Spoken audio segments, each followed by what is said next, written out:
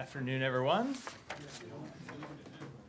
Matt, I'm here. you're here. You said not to be late. I assume that was directed to me, but I don't know. I appreciate you being here. I appreciate everyone being here. Full room right before the holiday. So Oh, wait. Oh, so that was just a tease? it was just a tease. You didn't have anything to say? I am here for your questions. Okay, well, tell us what the latest, your latest understanding is of the, this alleged deal. With respect to hostages, so what I will say is that we are very close to an agreement, but we are not there yet. As you have heard us say a number of times over the course of the past few weeks, nothing is final until everything is final. And at this point, everything is not yet final, but we are close.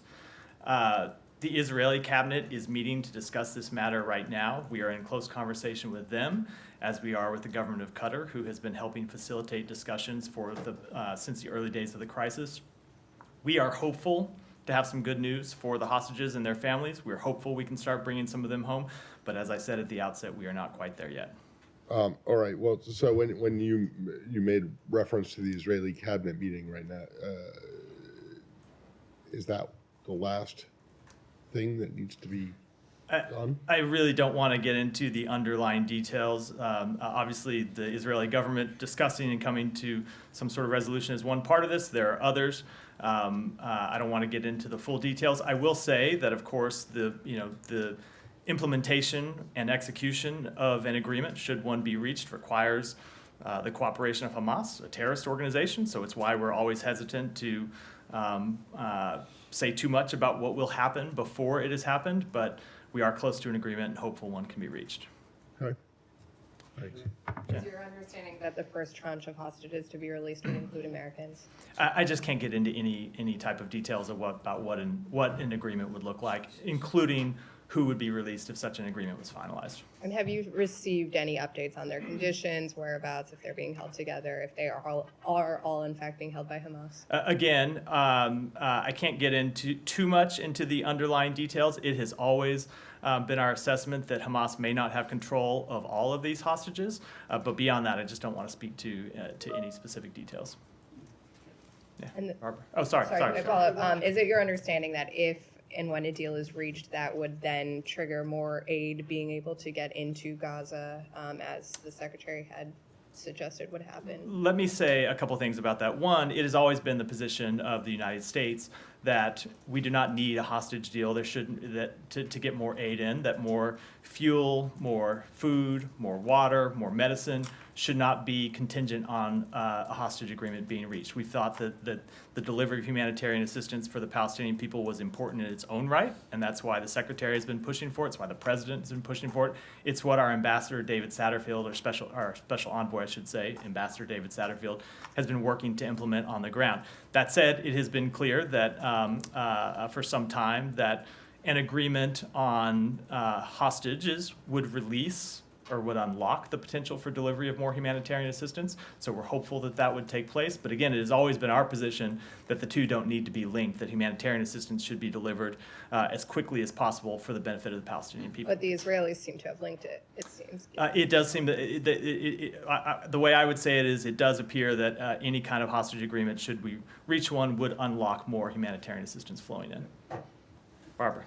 Actually, that was similar to my question, but on the understanding that is what you're hoping for, have you made extra preparations? I mean, are you poised to move quickly to get more aid in? Like, what's the activity around that? We have been working to, not just related to any hostage arrangement, we have been working independent of that to facilitate the delivery of more humanitarian assistance in. And so you have seen USAID fly more humanitarian assistance into Egypt to have it pre-positioned so it could go into Gaza. Some of that aid has started to move. We've been working with other international donors to facilitate the delivery of aid to Egypt to go in through Rafah. And then, of course, there's a screening process that has been a bit of an impediment to the fast delivery of aid.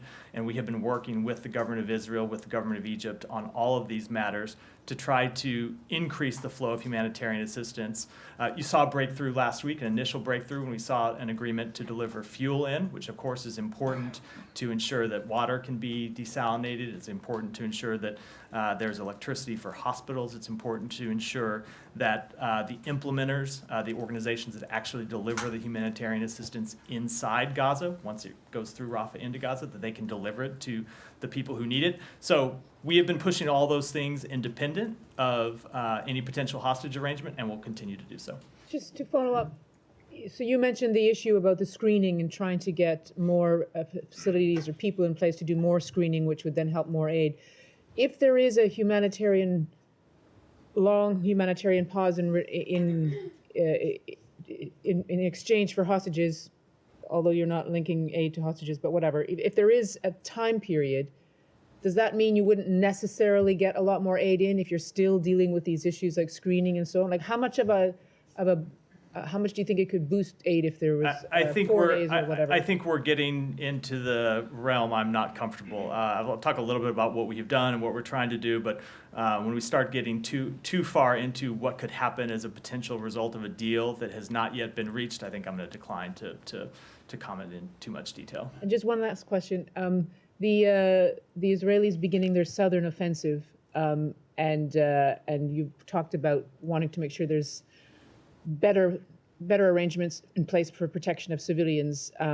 Have you been asking them to delay their southern offensive until that's ready? I mean, they've already kind of started anyway, but where are things at? So I won't get into too much detail about the private conversations that happen between our two governments, but we have made clear to them, as we have made clear publicly, that we think they should not commence with further activities in the South until they have taken the proper steps to account for the humanitarian needs there. There are several 100,000 people who have moved from the north to the south. Before any military offensive begins there, we would want to ensure that those people are properly protected.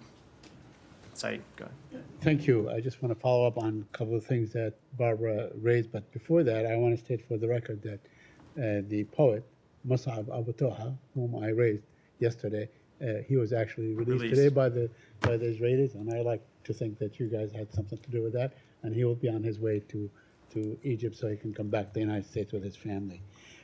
On the issue of the deal itself, now we're talking about The issue of what itself? the potential deal. Oh, the deal. The Yeah. potential deal, that could or may not happen. Is it your understanding that there is a split in the Israeli cabinet as to who may agree or disagree, and will that hold the going forward with a deal? I'm just not going to discuss internal Israeli political matters. Right, but let's say, if the whole cabinet agrees and the larger cabinet does not agree, or the Supreme Court and so on, then we're back to square one. Are you urging the Israelis to go forward with the deal? I'm not going to discuss our private conversations with the Israeli government, but we have been attempting to reach an agreement to secure the release of hostages for some time, and I'll leave it at that. All right. Let me just ask you on something that you always state, that you want the Israelis to abide by the laws of war. You want to minimize civilian casualties among Palestinians and so on. Yesterday or the day before was, Children's World Day, or whatever. 5,500 Palestinian children have died thus far. Do you think the Israelis are abiding by the laws of war? So I will say that it is a tragedy how many people have died in Gaza. It's a tragedy how many children have died, especially. As the Secretary has said, it is our belief that far too many Palestinian civilians have been killed as a result of this conflict. We continue to engage with the government of Israel about steps we believe they should take to minimize civilian casualties. It is an ongoing conversation between our two governments, and we continue to engage with them on every possible measure they can take to ensure that civilians are not in harm's way as they conduct legitimate military operations. And I do want to remind everyone again that the reason why this is so difficult even in most conflicts, is because Hamas embeds itself inside civilian targets. And so Israel faces this difficult situation where there are legitimate military targets, terrorists who launched an attack against the Israeli public and who have said they want to continue launching terrorist attacks against the Israeli public and in fact continue to launch rockets even in the past few days against the Israeli public. And Israel has a right and obligation to take military action to try to bring those terrorists to justice.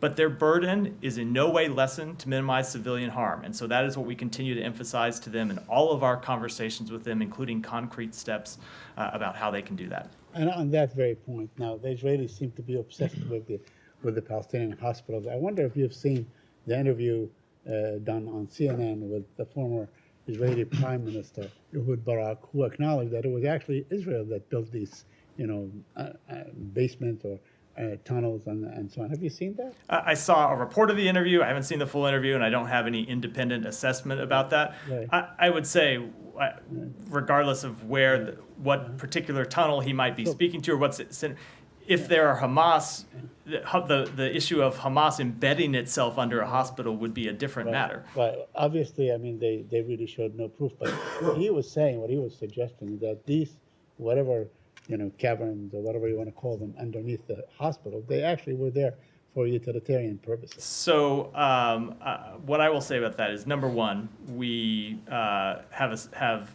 we've assessed, but it's public knowledge at this point, shown over many years that Hamas has also built its own tunnels, regardless of that.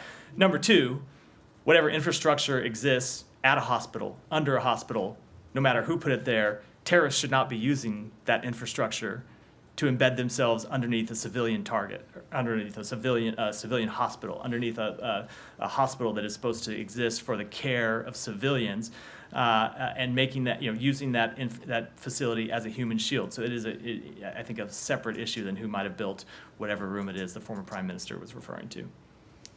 Humera.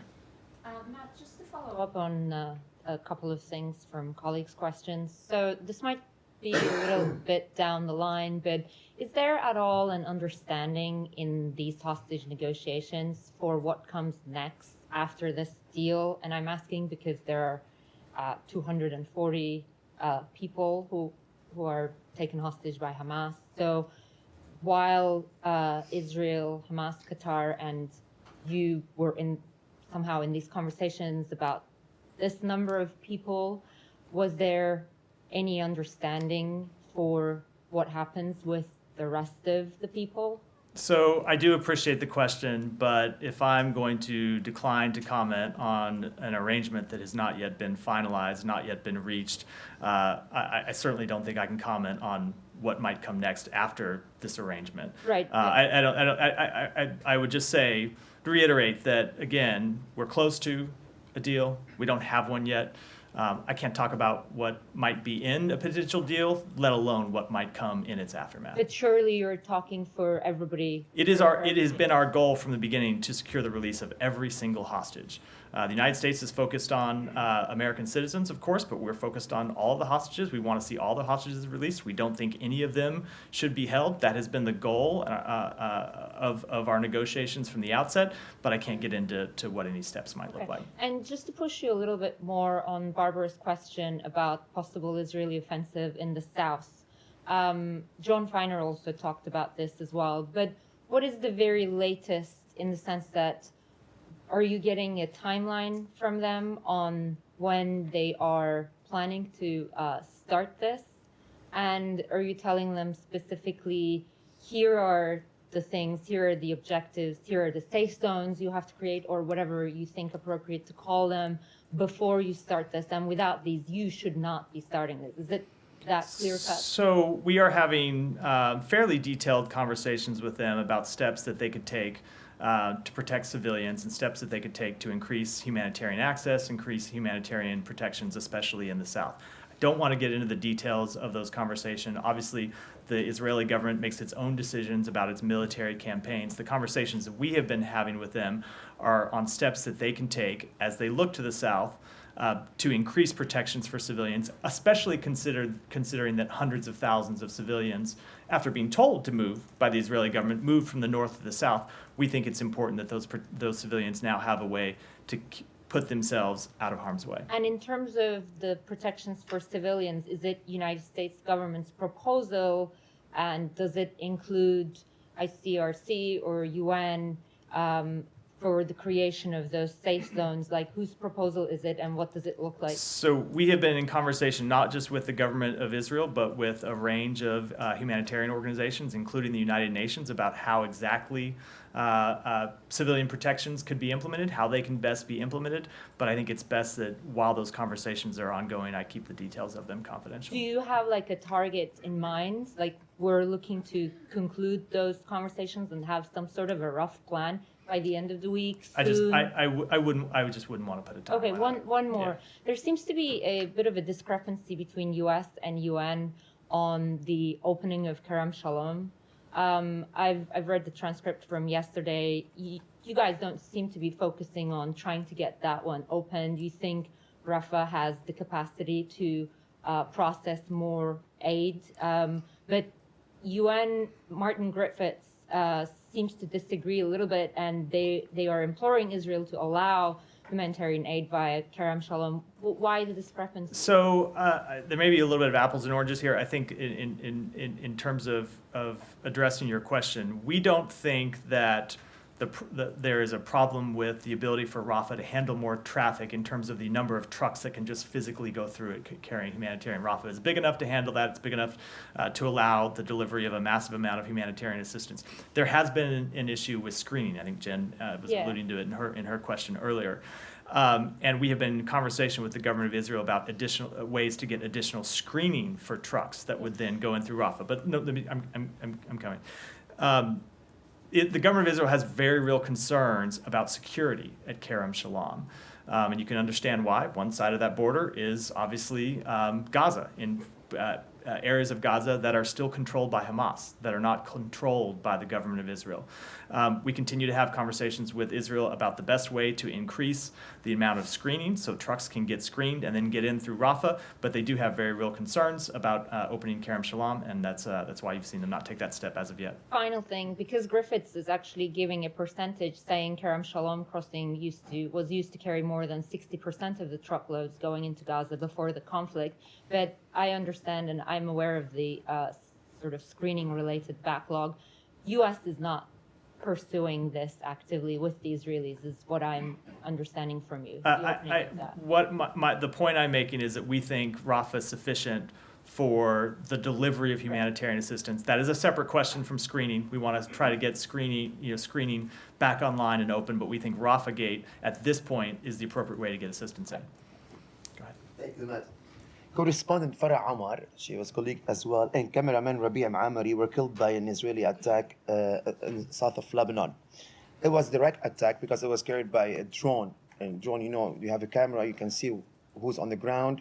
They were under a tree waiting for her turn to go on live on TV. Well, there was a comment from the manager of the Mayadeen channel, who happened to be their boss, that Israeli government decision this month to block access to channel's website, and this attack targeted them. Last week, almost my colleague Nakhli Adaimi could have killed as well. The missile passed by him, and there was a convoy of different stations, Al Jazeera, Al Arabiya, all kind of stations, Washington Post in Beirut. They were checking some of the areas, a tour by the UN. So how Israel is obeying the rule of law if it's attacking directly journalists to punish them or silence them? And no offense, Israel has an extension, a huge history of killing civilians directly. So again, I'm never in a position from here to speak to any particular strike or any particular military action when the entire facts are not known to me or not known to the U.S. government, including what information the government of Israel had, what might have gone into a decision, whether there was a mistake or not. It's impossible for me to speak to the merits of any individual strike. That has been true not just with respect to this one, but with respect to others. I will say that we are concerned by the reports that civilians civilians, including 2 journalists, were killed in Lebanon. Our thoughts are with the loved ones of those killed and all these Lebanese people. If you were here yesterday, you heard me speak to our belief in the importance that journalists play in conflict zones. Journalists are fundamental to a free society. We stand with the journalists around the world who do critical work that we rely on every day. We rely on the reports of journalists here in the United States government. We know people all around the world do, and they do that in some of the most dangerous conditions imaginable. I will also say that we are concerned over the escalation of violence along the blue line. We have made clear we don't want to see the conflict in Gaza spread to Lebanon. That has been one of our top priorities and one of the top objectives we've tried to achieve since the outset of this conflict. Restoring calm along the blue line is of the utmost importance to us, and it should be a top priority for both Israel and Lebanon. There was also an attack on a church yesterday. And, I'm not sure if you know the nature of south of Lebanon. Christian villages don't have any existence of Hezbollah. So we can say like Hamas, they were like attacking or throwing missiles next to a hospital or a mosque. In Lebanon, Christian villages don't have any presence of Hezbollah. What was the target inside that church? So who was holding accountability? I know you're putting so much pressure on the Israeli government. No, I understand, but when you ask me that type of question, it was not an action carried out by the United States government. It's not a question I can answer, and I'm not able to offer an assessment about an individual strike. But you are supplying Israel over $14 billion of military aid. But when it comes to a specific strike where it's not an action that's taken by the United States government, and I don't have all the available information, it's not something I can offer an assessment on. So why the post? Last Go question. ahead. Yeah. Why the feeling in the Middle East that anything happened with everybody's as a human as any person will condemn any action against humans what happened October 7. Why there's a feeling in the Middle East in every country now that the U.S. whatever happens in Israel it's a big deal, but the life of Palestinians or other people it's no deal. So I think what's the feeling about when you can do it and you can have the same feeling? let me just answer the question. I think the Secretary has been very clear about this exact question, that far too many Palestinians have been killed. He's spoken to this directly. He's spoken to how, as a father, when he sees especially the bodies of deceased children, how it affects him. And I can tell you that's true for everyone inside the United States government. And it is precisely why we do engage with the Israeli government to impress upon them the need to take all possible steps to minimize civilian harm. So I hear this sometimes, and I can tell you these are conversations that we have at the highest levels of our government, sometimes very intense conversations about steps that we believe Israel should take, as well as the steps that we believe they should take to keep civilians out of harm's way, to help civilians move to places where they'll be safe from harm so they won't be injured from this ongoing military conflict, as well as the steps that we think are important that we have pushed for and in many cases secured to get humanitarian assistance in to the Palestinian people. Go ahead. I want to go back to Gaza and the reports of ongoing and circulation of the Indonesian hospital, Indonesian hospital in northern Gaza, and there's also reports of some killed and injured during some Israeli military attack on the hospital.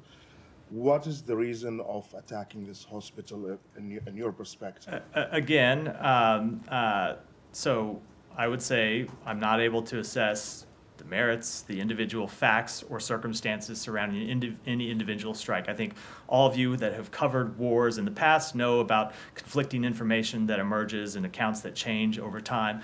It's difficult for anyone to make an assessment about what happened and the reason for it happened, and certainly we don't have all the facts, or I don't have all the facts here at this podium to speak to them. I will say, as a principle, we do not want to see hospitals struck from the air. We want to see hospitals protected. Hospitals provide critical services to the civilian population in Gaza, and we want to see the government of Israel take steps to minimize harm to civilians, and of course that includes at hospitals where civilians are seeking much-needed medical care. But I'm not talking about the merit from the Israeli point of view. I mean, for that Al-Shifa, for example, you had an assessment that Al-Shifa is used by Hamas either as a headquarter or a command center. Do you have any assessment that Hamas is using the Indonesian hospital as a command center? I'm not going to speak to intelligence assessments aside from the very limited information that we have already downgraded and made public. We do see, unfortunately, that Hamas uses not just hospitals but mosques and schools and other places of other pieces of civilian infrastructure. as places where they can embed their fighters, as places where that they can use to launch attacks, and places where they can use civilians as human shields. So as I said a minute ago in answer to another question, it puts the Israeli government in a very difficult position where they are trying to defeat legitimate military or try to accomplish legitimate military objectives. But sometimes when the terrorists they are trying to go after have hidden themselves in hospitals and schools and mosques. So it is a difficult problem, but it doesn't lessen their responsibility, which is why we continue to engage in these conversations with them about taking every possible step they can to minimize civilian harm. I will say with respect to Al-Shifa, we were very clear. We did not want to see Al-Shifa struck from the air. We did not want to see fighting going on inside the hospital. We wanted to see civilians protected. And I think when Israel did launch the their military operation at Al-Shifa, you saw them do it in a much more careful way where they went into the hospital in a way where they were trying to protect patients and where they were trying to evacuate patients. Before they went in, they offered to help facilitate or to allow third-party relief organizations to facilitate the evacuation of that hospital. Hamas said no. Hamas wouldn't allow it. So there's always more that Israel can do to take steps to minimize civilian harm, and we will continue to encourage them to do that. But again, as long as Hamas continues to embed itself inside the civilian population, we are going to see this difficult challenge over and over again. Yeah, Michelle. Will the secretary receive the Arab ministerial delegation that visited China, and how do you view their visit to China first? I don't have any scheduling announcements to make, but certainly a number of the ministers who made that trip to China are people who he's met with repeatedly in the past few weeks and people he's had conversations with by phone repeatedly. So we will continue to engage with a number of those individuals, whether it be here, whether it be in the region. I think you can anticipate that the secretary is not done traveling to the region. And of course, I will mention that we met with the foreign minister of Saudi Arabia, the foreign minister of Egypt, both of whom were part of this delegation in New York last month. So we will continue to meet with them, whether it's here or there. I don't have an announcement to make at this time. Saudi Crown Prince has asked all the countries who are providing Israel with arms to stop providing them with ammunitions and arms. Is the U.S. ready to do so? No, that is not a step we're ready to take. In fact, we have a supplemental request pending before Congress that we hope Congress will act on expeditiously, which provides additional assistance to Israel as well as additional assistance to Ukraine. And finally, do you have any update on the talks and the discussions that you are doing with partners and allies regarding the ship that the Houthis seized? No, I do not. It continues to be an ongoing matter of diplomatic discussion. Alex, go ahead. Thanks. Matt, a couple of what before that potential deal. I understand you don't want to get into About details what? about potential deal. Oh, yeah. How confident are you that there will be well-established international mechanism to ensure that all the sides are holding promises? I'm not going to talk at all about any of the details of a potential deal, which that obviously would be when one has not yet been reached.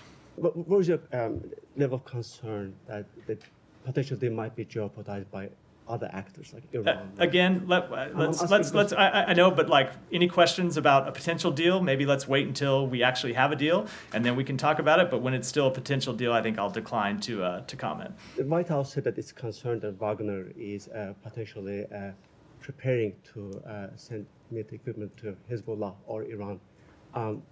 First of all, what do you know, and what can you do to prevent this from happening? And also, in terms of deal, how much do you think this might jeopardize? So it is a concern that we have. The White House spoke to this earlier today. I don't have any kind of detail to add to that. But to the question, third time you tried to ask me, I'm just not going to comment at all on a potential deal and what implication anything might have or might not have on it. And as for Wagner itself, as you know, this is international. The U.S. recognizes it as an international criminal organization. Where do you draw the red line, in terms of switching from international criminal organization to recognizing it as international terrorist organization. So this is a conversation that you and I have had many times. I don't have a different answer for you than I have It's a new had than angle. I've had the previous a new angle. It's the same question. I don't have the different answer than the previous 7 or 8 times I've answered it, which is we have taken a number of steps to hold Wagner accountable, including the designated you mentioned, including multiple sanctions for its activities in Ukraine, its activities in Africa, and we will continue to do so. Please come back to more Ukraine as a translator. Okay, go ahead. Thank you. I just wanted to follow up on the exchange in this room yesterday about the future of Gaza. You said there may need to be some transition period in Gaza. Can you clarify what do you mean by transition period, and who will govern Gaza during this transition period? Again, we're getting a little, this is a little cart before the horse, as some of the questions about hostages have been. What I meant with respect to a transition period is something the Secretary has spoken to. First, let me back up and say that we have outlined some clear principles that we believe ought to apply to the future to the future status of Gaza when this conflict is over. We've been through those principles: no reoccupation of Gaza, no control of Gaza by Hamas, no diminution in the territorial size of Gaza, no siege of Gaza. That said, Israel is conducting a military operation. At some point, that military operation will end. There will have to be a transition period before before the next status emerges. Before we've talked about what we want to see as the Palestinian Authority ultimately governing both Gaza and the West Bank. There has to be some security force in place for a transition period. You can't just see the Israeli government complete its security operations and then walk out and leave Gaza in a vacuum, a security and political vacuum immediately. So there will have to be some transition period. What that transition period looks like, I think it's too early to say. We're engaged in those conversations with allies and partners right now, and we'll continue to look for the best solution possible, with one of our first principles being that the Palestinian people themselves need to be front and center in deciding the future governance of Gaza and the West Bank. But I think as we are in the ongoing military campaign in Gaza, it's a little too early to talk about what those details might look like. So you stated the U.S. position, but it seems that the U.S. and Israel have different visions for a post-war Gaza. Secretary Blinken said Gaza should be unified with the West Bank under the PA, but Netanyahu made it clear during a CNN interview that he would not be handing over Gaza's control to the PA. There are also other issues that it seems that you don't agree on. So how will you address this gap between you and the Netanyahu government? That is what diplomacy is for. We have laid out our principles, and you will see us engage with the government of Israel, as well as other governments in the region, to advance our principles, as well as engage with the Palestinian Authority and the Palestinian people directly to talk about what the future of Gaza looks like at the end of this conflict.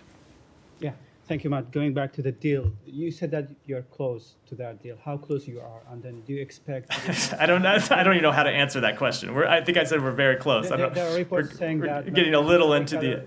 Sorry, go ahead. Yeah, and Qatari government will announce it today. Do you expect it? I'm not going to speculate at all about when an announcement. And then, what's your priority when we are talking about bringing and releasing the hostages? Is that elderly or the American people? Again, I don't want to talk to the underlying deals. We ultimately, our goal has been to see the release of all hostages. We think there's no reason that Hamas ought to be holding hostages at all. It's a reminder, I stand up here and take all these questions about what the government of Israel has done. Hamas continues to hold hostages, elderly people, children, sick people. They all ought to be released immediately. Now, what the arrangement might look like, I'm not going to speak to any underlying details. Have you tried to put some American? I'm just not gonna. I'm gonna draw the line and not decline to comment on any further details. Okay. Sorry. I do appreciate all the questions. There's been some creative attempts, but I'm gonna decline. Yeah. Go ahead. Thank you, sir. Thank you, sir. Change of subject. Sure. U.S. Ambassador in Pakistan, Donald Bloom, announced the aid package of $4 million for Pakistani security forces. to bolster Pakistan's counterterrorism capabilities. But a group of U.S. lawmakers, in a letter to Secretary Blinken, asked Biden administration to suspend all military assistance to Pakistan for human rights violations and for the political crisis. So would you provide any details about that aid package and how would you respond to that letter of U.S. lawmakers? So I wouldn't want to preview how we would respond to the letter here. We obviously respond directly to those members of Congress. With respect to the announcement that the ambassador made, we'll be pursuing 4 new initiatives to support the Balochistan police in their efforts to protect and serve their local communities. We're going to provide $4 million in assistance to expand the anti-terrorist force training facility, $2 million to repair or replace 10 flood-damaged police stations, $2 million to construct 10 new police stations that incorporate the same model to improve service to women, girls, and all Pakistanis, and then an additional $250,000 in equipment to protect law enforcement officers in the course of conducting their work. These initiatives build on more than 40 years of partnership between the U.S. mission in Pakistan and the Pakistani government on civilian security and rule of law. And from our standpoint, the partnership improves justice institutions and provides law enforcement agencies with the tools they need to protect Pakistan's citizens. So Pakistani media is reporting that U.S. Ambassador Donald Bloom held a meeting with former Prime Minister Imran Khan in Adiala prison and discussed the political situation. Would you deny or confirm that meeting? I would refer you to the embassy to contact to comment on any meetings the ambassador has had. But as we have said a number of times, we do not take a position on candidates for political office in Pakistan or any other. So one last question, sir. Pakistan is deporting millions of Afghan refugees, but on the request of U.S. government, Pakistan says that it would not deport 25,000 Afghan refugees who are waiting for their American visas. So how would you see this decision by Pakistani government? So we are in close and constant communication with the government of Pakistan on the safety of individuals in the U.S. pipeline. It is our desire to work in good faith with the government of Pakistan to address any concerns that it may have. Our key concern is the safety of the vulnerable and at-risk individuals. We believe it is in both our countries' interests to ensure the safe and efficient resettlement of refugees and asylum seekers, and we join all of our partners in urging all countries, including Pakistan, to uphold their respective obligations in the treatment of refugees and asylum seekers, and strongly encourage all of Afghanistan's neighbors to allow entry for Afghans seeking international protection and coordinate with international humanitarian organizations to provide humanitarian assistance.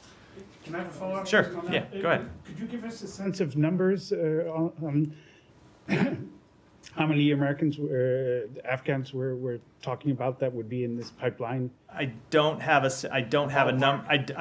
number at my disposal right now. I'd be happy to follow up and see if we can get it for you. I just don't have it at my fingertips. Thank you so much. So I'll stay in subcontinent. Just to make sure, do you think that the choice of violence by the Nationalist Party in Bangladesh is contributing to the undermining the democratic process in Bangladesh? So we want to see a free and peaceful election in Bangladesh. We want to see the elections carried out peacefully. That has been our policy, as I made clear a number of times from here. Thank you for that. Will you condemn, I repeat, will you condemn the political violence orchestrated by the BNP to the context of human rights that you care about? I think I answered that with my previous answer. Go ahead. Thank you very much. Thank you. I have a question on Russia and one on the U.S. There is a media report that President Biden will not be attending tomorrow's virtual G20 summit. Who will be representing the U.S. tomorrow? So I will let the White House speak to the president's schedule. I don't have any update on that. Okay, and I have one more question on CTBT. So as you know, Russia has withdrew its ratification of the treaty, and following that, Secretary Blinken said that the U.S. remains committed to achieving the entry into force of the treaty.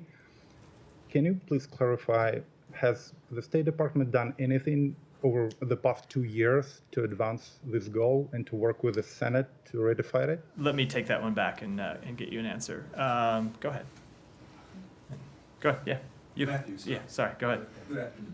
My glasses must be foggy. Yes.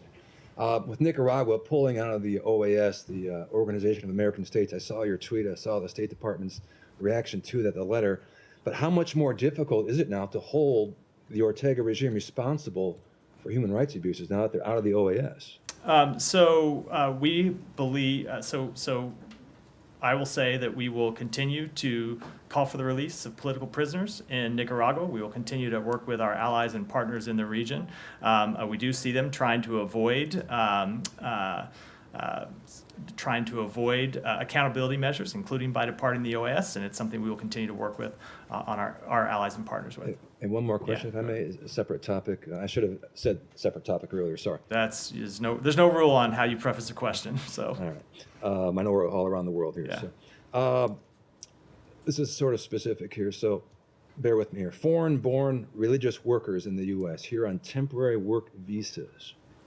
They're very worried that they're going to be sent back to their countries because of a change in how green cards are processed. Basically, they have to wait in a longer line to get their green card, but they're worried in the meantime their temporary work visa will expire, and they'll be sent back to their country of origin. Bottom line is they're worried their flocks are going to be left behind, their congregations are going to be left behind. Does the State Department share those concerns with those religious workers? Are you aware of that? You are right. That is a very specific question. Let me take it back and get you an answer. Shannon, go ahead. Thank you. Your counterpart at the NSC, John Kirby, was also very careful, but he did say that the State Department might play a role in processing any released American hostages that might want to come home, suggesting it might look like the way non-hostages coming out of Gaza are processed by consular officers. Can you say anything more? All I would say is that with respect to any released hostage, it would be the same as with respect to any American in the world who needs assistance. We would provide them whatever consular assistance we can, and that obviously is true for any released hostages. And on the Americans in Gaza, do you have an updated number of how many are seeking to leave the enclave? It is still, we have gotten around 800 American citizens, legal permanent residents, and their family members out. I don't have any update in terms of the numbers who are seeking to leave from the number I gave yesterday, which was around 1,200. But again, that's not the number of American citizens. That's American citizens and family members and others. Alex, go ahead. Back to Ukraine, if you don't mind. Yeah. Today marks 10 years since Ukraine's revolution of dignity. Just want to give you a chance to speak to that. The Kremlin keeps calling it a quote-unquote foreign-sponsored coup. And separately, Russian foreign ministry officials also today were quoted as saying that the coexistence with Ukrainian current quote-unquote regime is not possible. Say that last part again. The coexistence with Ukrainian regime is not possible, they say. What is your understanding of what they are saying here, and what is your reaction? So I think my reaction would be is that you continue to see the Russian government make outrageous and unacceptable statements about Ukraine. And so it just reinforces our conviction to continue to supply Ukraine with the assistance that it needs to defend itself, to repel Russian aggression from its borders. We've seen Russia make, and that applies to the first part of your question as well, the amount of Russian propaganda that we hear about Ukraine didn't just start this year or last year. It has been going on for a number of years. And it reaffirms, as I said, our commitment, and I think heightens the need for Congress to take action to pass the supplemental request that we've sent up to Ukraine. The secretary just today had a call with his G7 counterparts to talk about additional steps that we are taking through the United States, and we are taking in concert with our allies and partners and in cooperation with the government of Ukraine to try to harden Ukraine's infrastructure in advance of the winter. Last winter, we saw Russia striking energy sites, trying to take them down in Ukraine, and so we are working with Ukraine to try to harden its infrastructure in advance of this winter. Anything you can offer in particular about Maidan's anniversary? I just what I already said. Go ahead. Yeah, Alex, that's a few. Go ahead, and then we're gonna wrap here. Go ahead. Thank you, Matt. Go ahead, and we're gonna have to wrap up. This morning's North Korea missile launch. I understand NSC put out a statement saying you guys are still making assessments, but according to Yonhap, North Korea is claiming that it successfully put a spy satellite in orbit. So are you able to confirm whether or not the launch was successful? And if so, how does this change the security situation in the region and for the U.S.? So I cannot confirm that assessment. It is still something that's ongoing inside the United States government. I can say that we condemn the DPRK's unlawful launch of a military reconnaissance satellite on today. This launch utilized ballistic missile technology, which includes space launch vehicles. It violates multiple United Nations Security Council resolutions, and we will continue to work with the international community to send a strong signal to the DPRK that its actions will only intensify its isolation as it undermines stability and prosperity on the Korean Peninsula. But can you say how concerning it would be if North Korea had a spy satellite? I'm just not going to speak to that before we've made a formal assessment. With that, we're out for today. I hope everyone has a safe and restful and peaceful Thanksgiving. Thank you all. Thank you.